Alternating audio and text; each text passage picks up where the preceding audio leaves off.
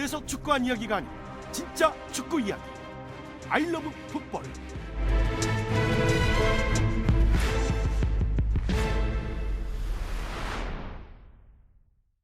네, 아이러브 풋볼 32번째 이야기 1부입니다. 이상윤, 박문성의 원투패스 두 분과 함께합니다. 안녕하세요. 안녕하세요. 예, 예.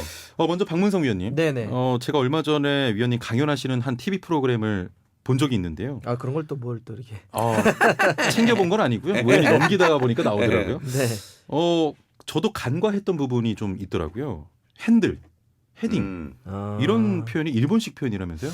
예, 그러니까 우리 축구 우리 사회 전반에도 일본식 표현들이 많은데 많죠. 예. 스포츠 축구에도 굉장히 많습니다. 어허. 우리가 과거에 썼던 표현들의 상당수가 일본 표현이라고 생각하시면 됩니다. 예를 들어서 뭐 헤딩, 센터링, 핸들링 예. 이런 그러니까 뒤에 ing 같은 거 붙는 거 있잖아요.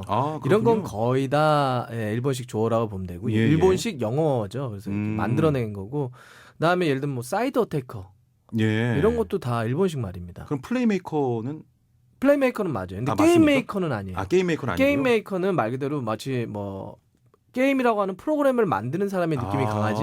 예. 그 위치에서만 영어적 표현으로 하려면 플레이메이커가 맞고. 어허. 네, 그래서 뭐 여러 가지 이렇게 이제 일본식 조어들이 많은데 그래서 좀 바꾸거나 가능하다면 혹은 그러니까 익숙하니까 쓸 수는 있다고 봐요. 너무 급작스럽게 바꾸는 건 어렵지만 그래도 이것이 일본식 표현이구나라고 하는 건 좀 우리가 알고 쓰면 어떨까 생각해요. 지금 얘기했던 그 핸들 있잖아요. 그럼 핸드볼은 괜찮아? 핸드볼로 가야 되나? 핸드볼이 맞습니다. 핸드볼이 그래서 그 예를 들면 제가 이거에 대해서 한번 그 칼럼을 쓴 적이 있는데 그래서 몇 년 전에 아예 대한축구협회에서 규정집에 앞으로는 핸들링을 핸드볼로 한다. 핸드볼. 그래서 지금 그 규정집을 보면 핸들링이라는 표현 아예 다 뺐습니다. 예. 저 하나 더 바꿀 거 있어요. 어떤 거요? 헤딩이요. 헤딩? 뚝배기로 가야죠. 진짜. 정말 진지하게 가고 있는데 뚝배기가 뭡니까? 뚝배기로 가야죠. 우리나라 말인데 뚝배기 뭔 소리 하고 있어요. 네. 헤딩 같은 경우는 그럼 헤더가 맞겠네요. 네, 헤더인데 이제 저도 쓰기도 하는데 입에 너무 안 붙어서 약간 섞어 씁니다. 저도 그냥. 그럼 뭘 어떻게 헤딩? 헤딩도 쓰고 헤더도 쓰고 쓰고. 아니면 그냥 애매하면 머리로 했네요. 머리로 박아야죠. 네. 센터링 같은 경우는 그럼 크로스가 맞겠죠? 크로스. 예. 참 아나운서인데 저도 이런 표현들을 굉장히 많이 썼던 것 근데 같습니다. 옛날에는 전부 다 센터링 그랬어요. 그러니까요. 뭐, 예. 어쩔 수 없어요. 그렇게 많이 써왔으니까. 그래도 조금 어렵다 하더라도 습관을 좀 바꿔보는 그렇죠, 것이. 그렇죠. 근데 센터링이나 이런 거 크로스는 이제 거의 굳어진 것 같아요. 예. 어색하지 않으시는가요? 그리고 뭐 핸드볼도 그렇고 많이 이제는 좀 익숙하신 것 같아요. 어색하신 분 한 분 계세요. 송지익 선생님이요. 센터링 갑니다. 센터링. 네, 알겠습니다. 자, 오늘은 키워드로 보는 2019 상반기 결산입니다. 상반기에는 정말 굵직한 대회들이 굉장히 많았는데요. 첫 번째 키워드, 아시아의 호랑이입니다. 1월에 열린 아시안컵 이야기인데요. 59년 만에 우승을 노렸던 대한민국 대표팀이 8강전에서 카타르에게 1대0으로 패하면서 또다시 우승의 꿈이 물거품이 됐습니다. 자, 이 대회를 통해서 이제 한국이 더 이상 아시아의 호랑이가 아니다.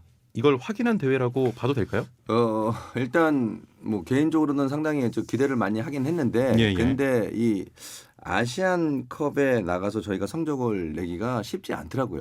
상당히 어렵고 우리가 정말 아시아에서는 뭐 이제 호랑이라고 할 수 있는 그런 상황은 아니고 다른 팀들도 많이 올라왔고 많이 올라섰기 때문에 정말 치열함 속에 살아남을 수 있는 뭔가 우리들만의 또 그 실력도 좀 더 향상이 돼야 되고 여러 가지로 봤을 때는 좀 생각을 좀 많이 하고 많은 과제를 남긴 대회다. 맞아요. 저는 그렇게 생각합니다. 예, 방송 의원님. 그러니까 저는 좀 진부해요 이런 표현 자체가 일단 아시아의 맹주, 아시아의 호랑이 이런 게 그리고 고민 안 하고 그냥 반복적으로 쓰는 표현 같아서 싫어요 개인적으로는. 이거 아시아의 맹주나 아시아의 호랑이는 마치 예전에 이름도 이상했던 대회 박스컵. 그런 대회나 할 때나 썼던 표현이지 지금 우리 한국 축구가 그러냐. 예를 들어서 아시아 챔피언스 리그에서 K리그 팀이 항상 우승하고 그러지 않아요. 그렇죠. 요즘은 중국의 자본력이라든지 혹은 베트남 축구로 확인하지만 축구의 열기를 따른 뭐 굉장히 성장이라든지 우리도 열심히 축구를 발전시켜서 노력해왔지만 우리 주위는 더 빨리 노력을 해서 더 많이 올라왔고 이제 그만했으면 좋겠어요. 그냥 왜냐하면 이렇게 수식을 잘못하면 우리의 현재를 잘 못 봐요. 아시아 축구에 우리가 1등이 아닌데 자꾸 1등이라고 하니까 우리가 앞으로 개선하거나 개혁하거나 바꿔야 될 게 정말 많은데 야 우리 그래도 1등이야. 안주하게 되고. 우리가 아시안컵에서 우승한 게 몇 년 전이에요? 자, 59년 됐죠. 맞아. 예, 거의 반세기가 넘어갔는데 아직도 그렇게 얘기하는 건 저는 좀 그렇습니다. 예, 알겠습니다. 많은 과제를 남겼던 대회였고요. 아시아의 맹주, 아시아의 호랑이 이런 단어는 저도 더 이상 사용하지 않겠습니다. 자, 다음 키워드는 월드클래스 손흥민입니다. 올해 정말 활약 대단했잖아요. 먼저 기억나는 경기나 뭐 골이 있다면 어떤 게 있을까요?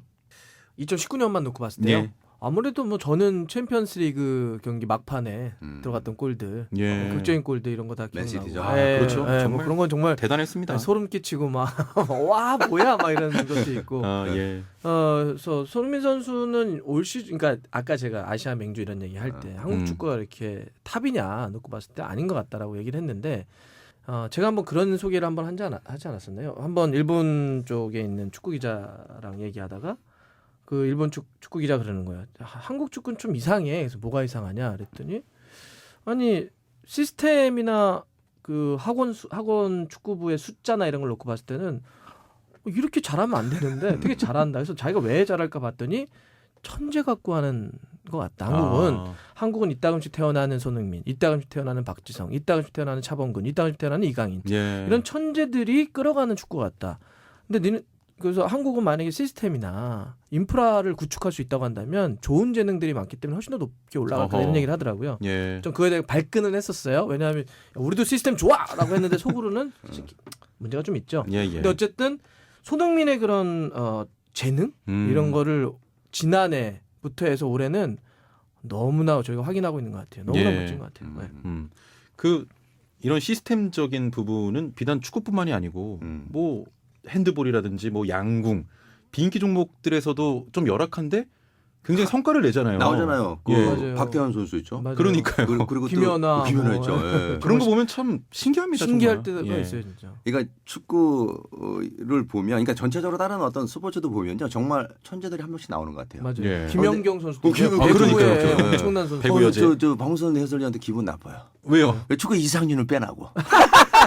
아, 진짜 형님이 스스로 하시면 되죠. 농담이고요. 아니 근데 혼자서 잘하시니까 저희 또 아이고, 그리고 일단은 저는 손흥민 선수 그 골 있잖아요. 그 첼시전에서. 그 조르지뉴가 못 따라갔던 거. 조르지뉴하고 그 다비드 루이스. 다비드 루이스 네. 발라버리는 거. 저는 선출인데도 그렇게 해보지 못했거든요. 손흥민 선수 그 골은 정말 그거는 정말 소름이 돋는 골이라고 생각해요. 진짜 멋있었어요. 감동적인 걸로 따지면 박문성 위원님이 말씀하셨던 그 챔스 막판에 뭐 이런 골들인데 그 골 장면 멋진 걸로만 따지면 그건 그 첼시전 골이 기억에 남습니다. 저도 정말로. 진짜 예, 예. 진짜 50m, 70m입니까? 하프라인부터 뛰었으니까 그러니까. 50m 정도 봐야 예. 되겠죠. 50m. 그리고 개인적으로는 저 2018년 러시아 월드컵 때 그러니까 조세종 선수가 롱볼 때려갖고 독일전. 독일전? 그 생각은 항상 나요. 그건 맞아요. 예. 역사죠, 역사. 네네. 자, 이제는 월드 클래스다. 이 말에 두 분 동일하십니까? 월드 클래스다. 애매합니까? 저는 프리미어리그에서 일정한 수준의 그러니까 톱 클래스 안에 들어와 있다. 그러니까 1등이냐 이러면은 뭐 그거는 좀 그런데 예. 그래도 제가 한 달 전에 정확하게 런던 갔을 때 물어봤어요. 우리는 우리나라 선수를 평가할 때 어쩔 수 없게 손이 안으로 굽습니다. 그래서 뭐 요즘 표현대로 하면 국뽕이라고 하잖아요. 그렇죠. 그래서 예. 우리는 당연히 약간 애국적인 관점을 가지고 우리 선수도 높게 평가하죠. 예. 그래서 저는 궁금했어요. 영국 친구들은 어떻게 평가할까? 그래서 영국 축구 선수에게 물어봤어요. 뭐 유명한 선수는 아닙니다. 근데 이제 손흥민에 대해서 솔직히 어떻게 평가하냐 그랬더니 그렇게 얘기하더라고요. 사실 우리는 아시아 선수들이면 한 단계 아래로 본대요. 좀 무시했군요. 네, 예. 그러니까 있잖아요. 뭐 우리도 그런 편견이 없나요? 있죠, 저는 있다고 사실. 생각해요. 예를 들어서 동남아시아에 아무리 잘해도 거기 출신이야 그러면 별로일 거. 예, 우리에게도 이런 편견과 선입견이 있듯이 그들도 있다는 거예요. 그런데 손흥민은 그 모든 걸 깨버렸대요. 그래서 손흥민 선수 앞에다가 아시아 선수란 표현을 안 쓰고요. 그러니까요. 아예 그냥 예. 프리미어리그 탑 클래스라는 표현을 쓴다는데, 그러니까 뭐 월드 클래스라고 한다면 사실 월드 클래스는 세상에 많으면 안 돼요. 많아도 한 10명 안에. 근데 손흥민 선수가 10명 안에 들어갈까는 솔직히 객관적으로 보면 그건 좀 월드 클래스까지는 아닌데 예. 또 프리미어리그에서 정말 손꼽을 수 있는 공격수가 된 거는 분명하다. 네, 저는 이렇게 얘기 드리고 싶습니다. 맞아요. 저도 이게 월드 클래스는 너무 많이 쓰면 안 되겠네요.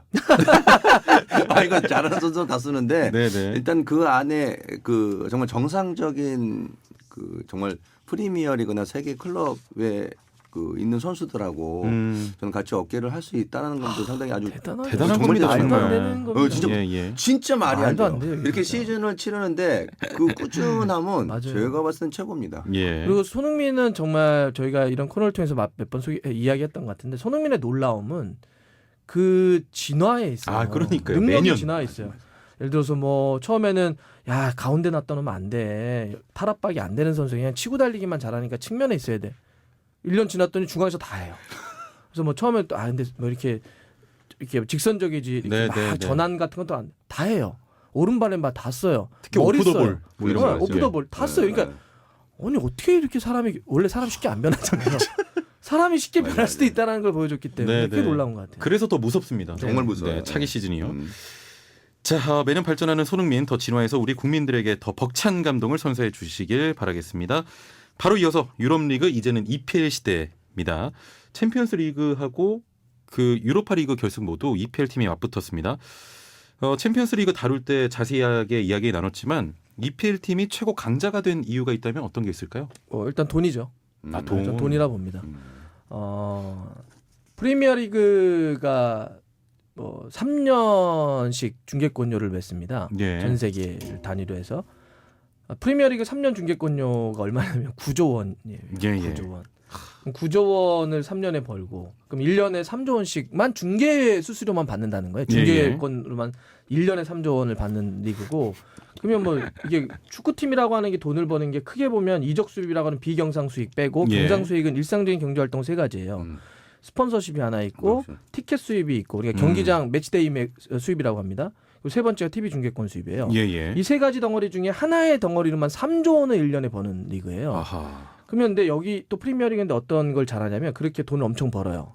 근데 벌어서 그걸 균등하게 나눠줍니다. 예. 약간의 차이는 있지만 1등한 팀이나 꼴찌한 팀, 20위한 팀이나 크게 차이가 안 나니까 모든 팀들이 굉장히 많은 부를 네. 누리고 그 부로 어떻게 해요? 그게 뭐 구단주의 포켓으로 들어가는 게 아니잖아요. 그렇죠. 또 구단을 다 위해 재테크하는 사용하고. 거니까 선수들을 또 영입하고 그러니까 이게 막 이제 경쟁력. 그러니까 프리미어리그는 그러니까 다른 리그를 뭐라고 하는 건 아니지만 다른 리그 같은 경우는 아주 빅브라더들이 있습니다. 예, 예. 딱 뭐 독일 이러면 바이에른 뮌헨, 도르트문트, 라리가, 레알 마드리드, 바르셀로나, 바르샤, 예. ATM 뭐 이런 식으로 그다음에 세리아, 뭐 유벤투스 이런 식으로 있잖아요. 예, 예. 근데 프리미어리그는 보면 지금은 뭐 빅6라고 얘기하기도 하고 혹은 막 중위권 레스터가 우승하기도 맞아요. 하고 막 바뀌고 막 순위 네. 바뀌고. 그러니까 이렇게 그러니까 선수도 투자가 많이 팀도 많이 투자되는 데다가 그 안에 경쟁이 굉장히 치열하다 보니까 경쟁력이 더 올라가는 것 같아요. 그러니까 결국 기본은 돈부터 출발한다. 네, 네. 뭔가 선순환이 좀 잘 되고 있는 리그 같고요. 라리가 같은 경우도 중계권 좀 나누지 않습니까? 네, 그러니까 라리가도 원래는 이제 개별 판매를 했었어요 과거에는. 아, 예. 그러니까 이런 거죠. 개별 판매라는 게 프리미어리그는 패키지 판매예요. 자, 프리미어리그 중계하고 싶은 방송국 손들어 보세요. 네, 그러면 저희는 이 20개 팀을 전부 사셔야 됩니다. 이렇게 팔았어요. 근데 라리가는 어떻게 했냐면 자, 라리가 중계하고 싶은 분 손들면 어느 팀 사실 거예요? 이렇게 물어봐요.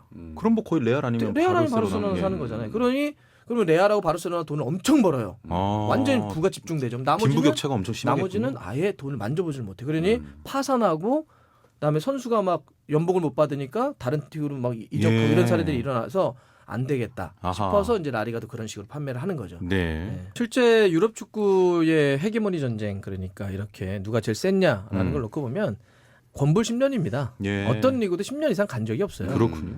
길어야 한 5년 정도 가고 또 바뀝니다.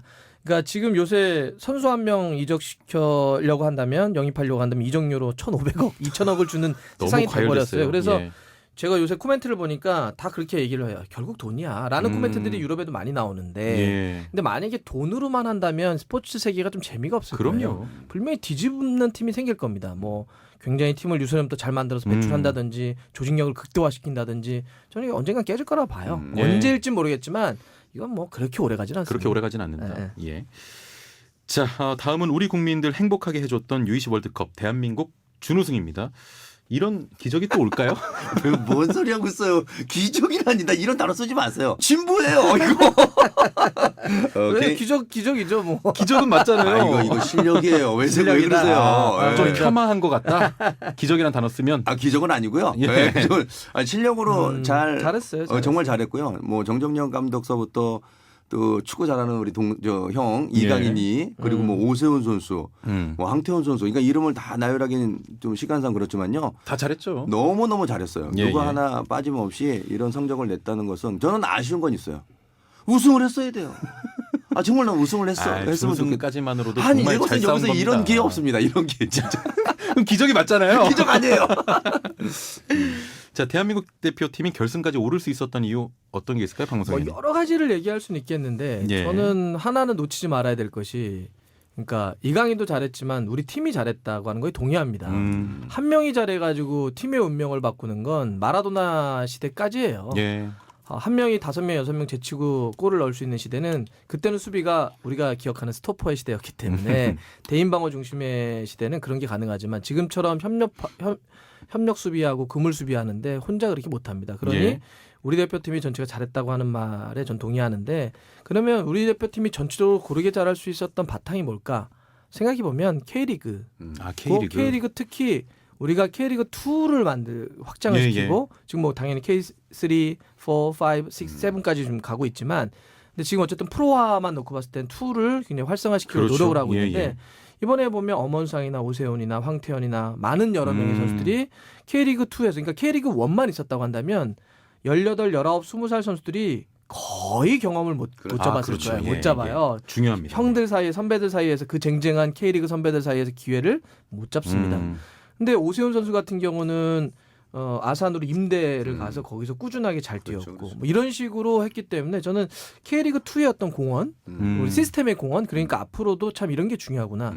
이게 기적이 아니라고 한다면 결국 만들었다는 얘기를 해야 되는데 그럼 만들었는 거 하늘에 떨어지는 게 아니잖아요. 이런 시스템의 정비가 참 중요했구나라는 걸 다시 한번 느꼈습니다. K2의 활성화가 결국에는 또 이런 성과를 내게 만드는. 그렇죠. 박문선 해설위원, 이상윤 해설위원이 K2 방송합니다. 깨알 홍보까지. 이걸 편집을 해야 되나? 알겠습니다. 다른 시대로 넘어가는 거 아니에요? 그러니까 이런 거예요. 아주 딱 말씀드리면 단어로만 붕대 시대에서 즐거움의 시대로 넘어가는 것 같아요. 그러니까 투혼과 우리 한국 축구의 과거는 왠지 붕대를 매야 되고 피를 좀 흘려야 되고 막 고통스러운데 막 참으면서 뛰어야 되는 게, 그래서 정신력과 투혼, 그래서 붕대 축구의 느낌이었다고 한다면 지금은 뭔가 즐겨요. 그래서 이 즐기는 시대로 오는 것 같아요. 지금 선수들을 보면. 그래서 완전 다른 축구를 볼 것 같아요. 그렇습니다. 그러니까 우리 대한민국 축구하면 측면에 정말 솔직히 빠른 선수들이잖아요. 우리 대표팀. 역사적으로 측면에 우리 상윤 형님도 굉장히 빨랐고 측면에서 빠르게 해서 이제 올라가서 고정훈 선수, 서정원 선수도 그랬고 마무리하는 거잖아요. 근데 지금은 이 선수들을 구성원을 보니까요, 정말 우리가 말하는 솔직히 그러니까 저 티키타카 정말 보고 싶거든요. 패스 탁탁 탁탁탁 하면서 뭐 개인이 돌파하고 그런 축구를 아마 하지 않을까라는 그렇게 될 것 같습니다. 기대감을 갖게 합니다. 자, 이제 마지막 소식입니다. 이번엔 2019 프랑스 여자 월드컵인데요. 조별 예선에서 3전 전패하며 희망했던 16강 진출에 실패했습니다.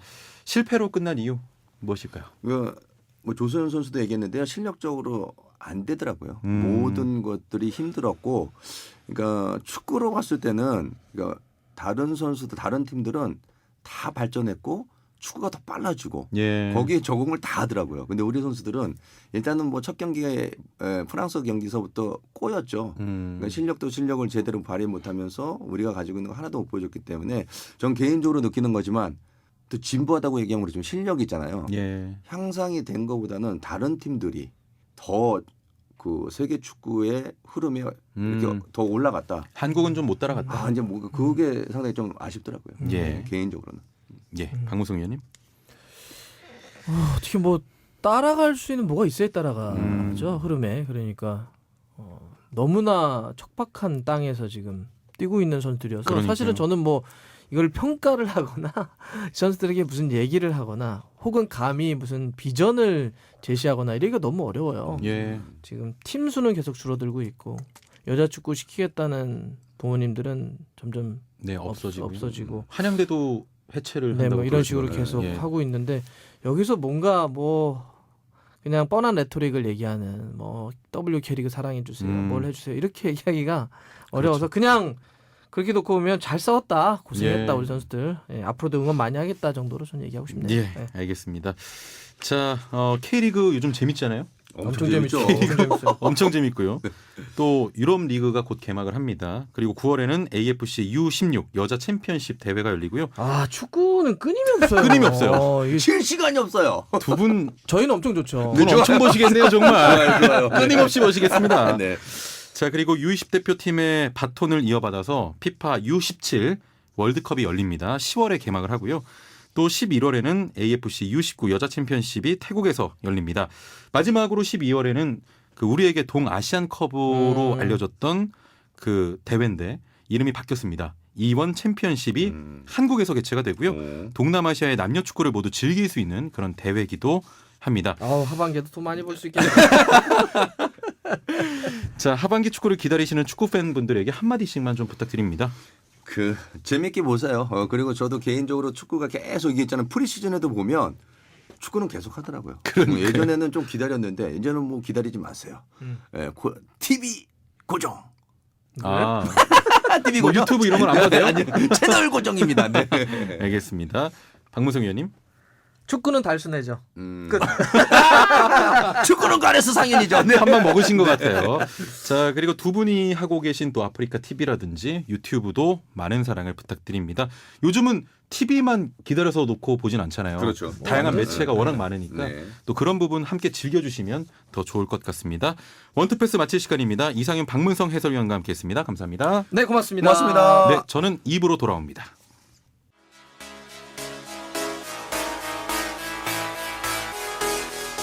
이하영, 박시아의 카운터 어택.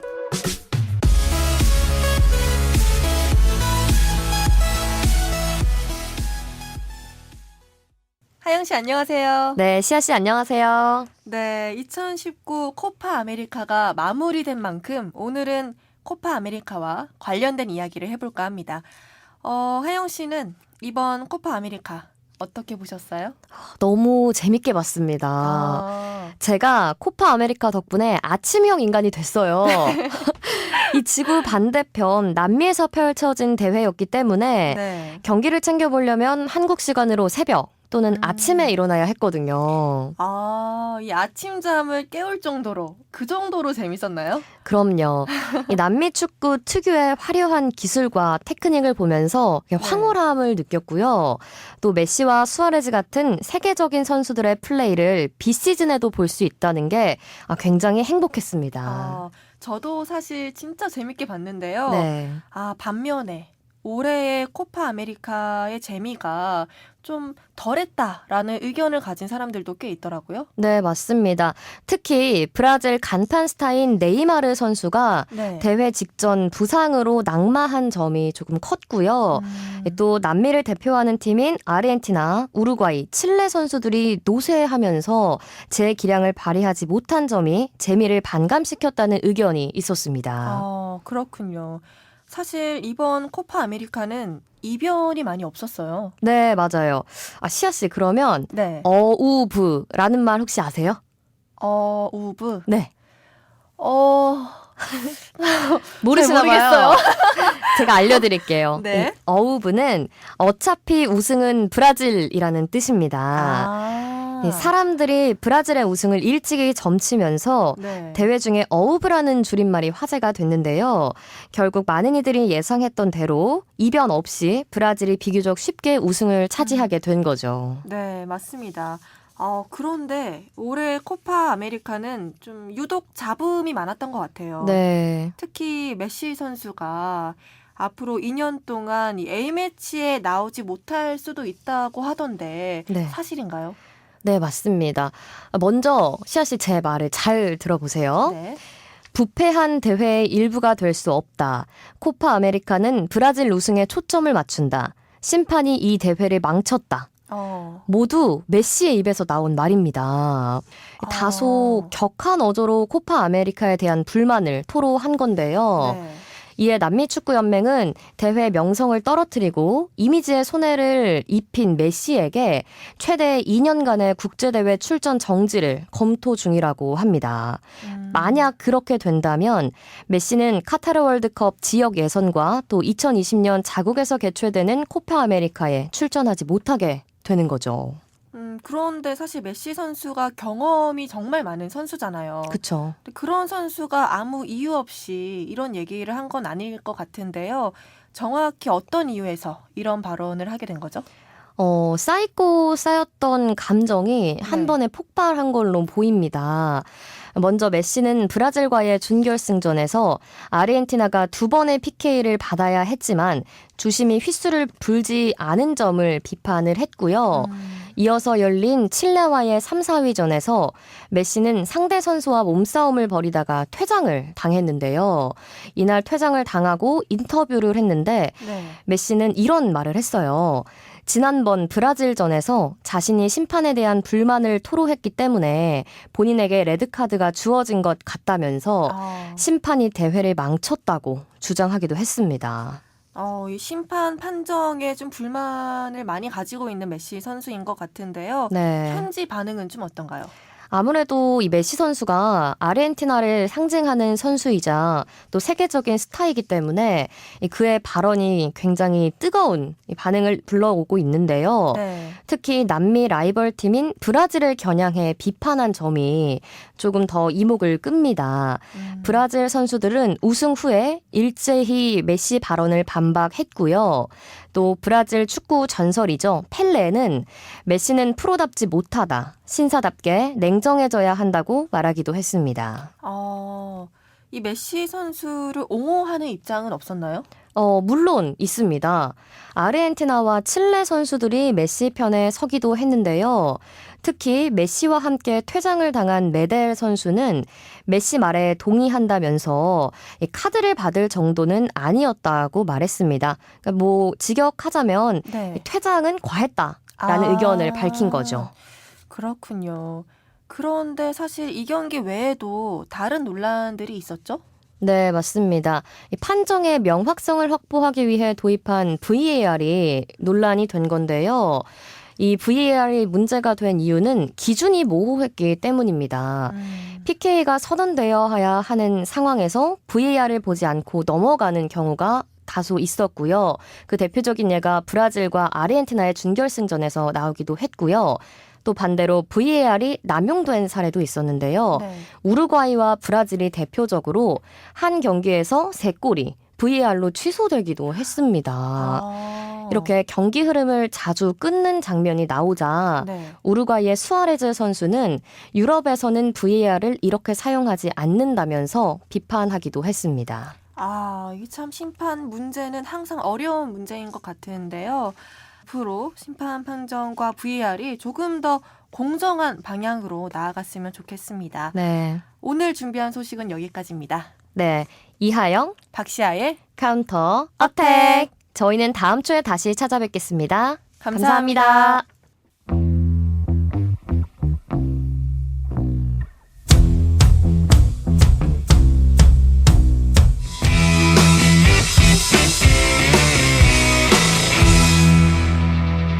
러브 풋볼 3부 더블 볼란치 시간입니다. 이세열 평론가 정욱진 캐스터와 함께합니다. 안녕하세요. 안녕하세요. 안녕하세요. 네. 날씨가 점점 뜨거워지고 있어요? 네, 덥습니다. 네, 덥습니다. 이제는 진짜로. 이 뜨거운 날씨에 이열치열 네, 더 뜨거운 축구의 현장이 있습니다. 그렇습니다. 바로 K리그인데요. 네. 전국적으로 비가 좀 왔습니다만 K리그 1 20라운드는 그대로 펼쳐졌죠? 네, 그렇죠. 38라운드 중에 20라운드 이제 반환점을 돌았는데요. 화끈한 스코어가 많이 나왔습니다. 이 날씨처럼 6경기에서 무려 25개의 득점이 나왔거든요. 예. 경기당 4골 이상이죠. 굉장히 많이 터졌네요. 너무 많이 나왔어요. 예. 이 비가 왔지만 선수들은 몸을 사리지 않았습니다. 예. 반칙의 수가 경기의 박진감을 대변하는 건 아니지만요. 어느 정도 치열했냐면 경고가 26장, 퇴장이 3장 나왔거든요. 이것만 봐도 알 수 있겠네요. 그렇죠. 예. 눈살을 찌푸리게 할 수 있는 어떤 위험한 장면도 나오긴 했는데 반대로 축구 팬들의 이목을 끌만한 어떤 파이팅 넘치는 장면들도 많이 연출이 됐습니다. 이 데이터만 보더라도 경기당 4골 이상이 나왔고 네. 옐로 카드가 26장에 너무 많이 나왔어요. 레드 카드가 3장이면 굉장히 많이 나온 거잖아요. 네. 이 데이터만으로도 경기가 어느 정도였는지 알 수 있을 것 같습니다. 네. 자, 치열했던 6개 경기 중에 먼저 많은 분들이 주목했던 대구와 전북의 경기 살펴보도록 할게요. 전북은 김신욱 선수 없이 경기 치렀는데 여전히 득점은 대단한 것 같습니다. 그렇습니다. 뭐 시작하자마자 문선민 선수와 정혁 선수의 득점으로 앞서 나가다가요. 예. 후반전에 대구 세징야가 추격골을 기록했는데요. 문선민이 2골을 더 기록했습니다. 그래서 전북이 4대1 승리를 거뒀습니다. 예. 대구는 부상 선수가 좀 많아요. 게다가 선발 출전했던 최영은 골키퍼마저 재활약을 펼치지 못하고 경고 2장으로 퇴장을 당했거든요. 예. 대신에 뭐 화려하게 입단식을 치렀던 히우드 선수가 후반전에 투입돼서 꽤 좋은 모습을 보여줬습니다. 그래서 하반기에 대한 기대감도 어느 정도 더해준 상황입니다. 예. 네, 이 경기는 근데 아무래도 그 김신욱 선수가 네. 이제 전북에서 나갔잖아요. 그러니까 공백을 네, 맞습니다. 예. 그 공백을 어떻게 어떻게 메꾸느냐. 채울 거냐 거기에 대해 진짜 관심이 많이 모아졌는데요. 그 자리에 대신 들어간 선수는 이제 이동국 선수입니다. 예. 이동국 선수가 일단 골을 넣지는 못했지만 그 측면에서 넘어오는 크로스 패스를 받아가지고 이제 슛으로 연결하는 역할이나 아니면 후방에서 넘어오는 볼을 지키면서 주변 동료들에게 기회를 열어주는 이런 역할을 잘해줬고요. 그리고 또 한 가지 주목해 볼 거는 그겁니다. 이전에 그 전북 경기들을 보면 이 마무리를 하는 과정에서는 김신욱 선수에게 좀 맡겨두는 그런 경향이 있었어요. 왜냐 김신욱 선수가 워낙 이제 키가 크고 힘도 좋고 기술도 좋고 하다 보니까 네. 마무리는 김신욱 선수에게 좀 맡겨두고 다른 선수들은 본인의 영역을 딱 지키면서 예. 좀 안정감을 확보하려는 그런 움직임을 많이 가져갔었는데요. 근데 이게 어떻게 보면은 좀 득점력에 기복이 있는 그런 하나의 원인이 되기도 했었거든요. 어허. 근데 이번 경기에서는 그런 부분을 좀 의식을 많이 했는지 뭐 윙이라던가 이선에 위치하고 있는 선수들이 박스 안으로 굉장히 과감하게 들어가면서 이제 슛 옵션을 계속 늘려줬어요. 그러니까 김신욱 선수의 공백을 좀 다양한 그 루트를 확보를 하면서 극복을 하겠다. 네, 그런 의도를 보였는데 팀으로 네. 봤을 때는 오히려 이런 게 더 좋지 않습니까? 그렇죠. 뭐 최근에 예. 끝난 코파 아메리카 맞습니다. 브라질 같은 경우도 아하. 그렇고요. 네네. 예. 그렇죠. 여기 이런 부분들이 잘 통했어요. 예. 그러니까 4골이 들어갔는데 이 4골 모두 윙어들 그리고 미드필더들이 기록을 했거든요. 어허. 그러니까 그 문선민 선수 같은 경우는 헤드트릭을 기록했고요. 정혁 선수, 미드필더의 정혁 선수도 골을 기록했고 그리고 로페즈, 윙어인 로페즈도 한 개 어시스트를 했습니다. 그러니까 예. 4골이 모두 이 이선에서 만들어진 거죠. 그 선수들이 박스 안으로 들어가면서. 그러니까 이제 김신욱 선수의 공백을 어떻게 메울 것인가에 대해서 관심이 많았는데 이런 부분들을 그 팀의 어떤 팀 단위로 조직력으로 극복하겠다는 의지를 많이 보여줬고 그 가능성을 좀 더 확인시켜준 그런 네. 경기지 않나 이렇게 싶습니다. 예. 네, 근데 반대로 이제 대구 같은 경우는 부상자들이 워낙 너무 많잖아요. 그 공백이 좀 많이 드러나더라고요. 볼만 잡으면 세징이 어딨어? 네, 세징야만 찾아요. 예. 네. 그래서 결국 세징야 해결사가 세징야밖에 없는 느낌은 좀 그러니까요. 있어요. 네, 세징야 의존도가 너무 높았고 네. 그런 부분들을 좀 극복해 나가야 되는데 그래도 다행스러운 거는 이번에 그 영입이 된 히우드 선수. 아, 네. 히바우도 말고 히우드인가요? 네, 예. 맞습니다. 이 선수가 괜찮은 것 같아요. 네. 개인기도 좋고 빠르고. 빠르더라고요. 네, 이 대구의 그 빠른 스타일을 좀 잘 녹아든다면은 충분히 네. 이제 팀 전력으로서 이제 좋은 활약을 펼칠 수 있을 것 같다. 예. 이런 생각이 좀 들었습니다. 앞으로의 활약을 좀 지켜봐야겠고요. 네네. 조현우 선수가 처음에 선발 명단에 이름을 올리지 않았다. 아, 네네. 예. 음. 이적의 가능성 있는 겁니까? 이거는 이제 안드레 감독의 말을 좀 빌리자면 예. 조현우 선수가 최근에 그 감기 몸살을 좀 앓았다고 합니다. 음흠. 그리고 경기 전에 이제 링거도 맞고. 그래서 제가 볼 때는 전북전에서 선발로 나오지 못한 것 이거는 이제 이적 가능성 이런 것보다는 그냥 신체 컨디션이 안 컨디션 좋았다. 문제다. 네. 예. 그 이적 가능성에 대해서 조금 이제 이야기를 해보자면요. 아직까지는 좀 확신하기는 힘든 단계입니다. 지금 조현우 선수가 이 디셀도르프라는 독일 클럽으로부터 이제 관심을 받고 있다. 네, 이런 보도가 많이 나오고 있는데요. 정확하게 말하면은 이 디셀도르프가 영입 물막에 올린 4명의 선수 중에 조현우 선수는 그 중에 한 명일 뿐이죠. 아하. 네, 그래서 이 영입 대상이 좀 더 좁혀지고 좀 구체적인 어떤 이적에 대한 협의 사항이 나오기 전까지는 이 간다 못 간다 여기에 대한 가능성을 좀 이야기하기에는 좀 이르지 않나 네, 그렇게 예. 보고 있습니다. 알겠습니다. 네. 자, 다음 경기인데요. 최하위에 있던 제주가 홈에서 서울을 잡았습니다. 네. 10위까지 올라갔군요. 그렇습니다. 제주가 꽤 힘든 시간을 보내고 있었어요. 예. 5월 이후에 승리가 한 번도 없었거든요. 전북에 문서민이 있었다면 제주에는 윤일록 선수가 있었죠. 예. 친정팀 서울을 상대로 헤드트릭을 기록했고요. 20라운드 리그 최우수 선수로 선정이 됐습니다. 음흠. 상반기 내내 강등권에 위치해 있던 제주가 서울전 4대2 승리로 드디어 10위로 올라서면서 예. 어떤 반등의 의지를 보여줬다고 할 수 있겠습니다. 예. 네, 이 경기는 뭐 딱 한마디로 정의가 될 것 같아요. 그 좀 달라진 제주. 이제 무기력했던 서울을 거의 뭐 압도했다 이렇게 정리를 해볼 수가 있는데요. 이 서울 같은 경우는 이 사무의 시스템을 활용을 했고 제주는 433 시스템을 썼습니다. 예. 서울의 미드필드의 숫자를 좀 많이 보강을 해서 중원을 좀 지배를 하려는 그런 경기를 했는데 보통 이렇게 상대가 미드필드의 숫자를 많이 두게 될 경우에 네. 433 시스템을 쓰는 팀들은 보통은 양측의 윙어들을 좀 미드필드로 내려서 4-5-1 형태로 대응하는 경우가 많거든요. 네. 근데 이 경기에서 워낙에 서울의 미드필더들이 무기력하다 보니까 그 제주는 3명의 미드필더로도 충분히 대응이 됐어요. 예. 그러니까 양측의 윙어들을 안 내리고 그 선수들을 그만큼 공격적으로 오로지 이제 활용할 수 있었던 거죠. 그게 결국에는 승패를 가른 원인이었다. 이렇게 생각을 해보고 있는데요.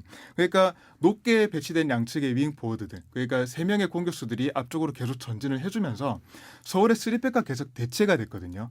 서울의 3명의 수비수는 이 숫자적으로 이제 우위인상을 못 만들다 보니까 네. 이제 위태위태하잖아요. 네. 그러니까 경기를 치르면 치를수록 계속 뒷걸음질 쳤어요. 그 과정에서 제주에게 득점 가는 공간이 만들어졌고 거기서 이제 윤일록 선수 헤드트릭 뭐 이런 부분들이 만들어졌다. 이렇게 정리를 해볼 수 있을 것 같습니다. 예. 네.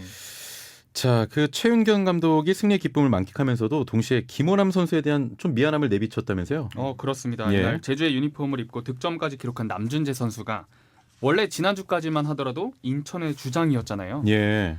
제주 소속이었던 김호남 선수와 1대1로 마트레이드가 된 건데요.